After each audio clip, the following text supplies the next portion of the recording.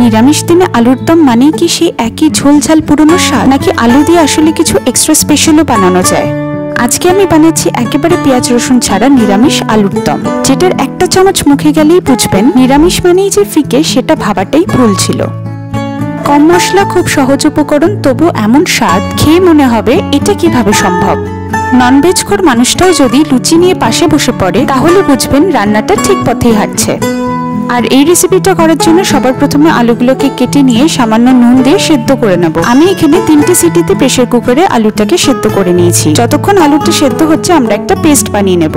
এটার জন্য আমি অল্প একটু আদা নিয়ে আগে থেকে পেস্ট বানিয়ে রেখেছিলাম। তাছাড়া এখানে ব্যবহার করছি চালমগজ, কাজু বাদাম আর কাঁচা লঙ্কা। আমি এখানে 5টা কাঁচা লঙ্কা পেস্টে ব্যবহার করছি, তবে আপনারা কম বেশি করতেই পারেন। মিক্সিং বাটিতে সবকটা উপাদান দিয়ে সামান্য একটু জল দিয়ে পেস্ট করে নেব। এই রেসিপিটা এমন শুধু লুচি পরোটা নয়, রুটি দিয়েও বেশ ভালো লাগবে খেতে। আলুটা সেদ্ধ হয়ে যাওয়ার পর আমরা কড়াই বসিয়ে দেবো গরম হওয়ার জন্য। কড়াইটা গরম হয়ে গেলে সাদা তেল দিয়ে গরম করে সেদ্ধ করে রাখা আলুগুলোকে দিয়ে সামান্য নুন দেবো আর হালকা একটা লাল ভাজা করে নেব। এই রান্নাটা করতে কিন্তু বেশি সময় লাগে না, হাতে যদি কম সময় থাকে তাহলেও বেশ ঝটপট হয়ে যায়। কিছুক্ষণ একটু উল্টে পাল্টে ভেজে নেওয়ার পর যখন দেখবেন একটা হালকা লাল রং চলে এসেছে তখন পেস্টটাকে দিয়ে দেবো। এবারে পেস্টটা দিয়ে ভালো করে মিশিয়ে নেব। কিছুক্ষণ একটু কষিয়ে নেব, তারপরে অল্প একটু জল দিয়ে দেব। জলের পরিমাণ ততটাই দেব যতটাতে মনে হবে আপনার কারিটা দরকার। এবার যেহেতু জল দেওয়া হয়েছে তার জন্য সামান্য একটু নুন দিয়ে দিলাম। তারপর ভালো করে মিশিয়ে নিয়ে কিছুক্ষণ ফুটতে রেখে দেব।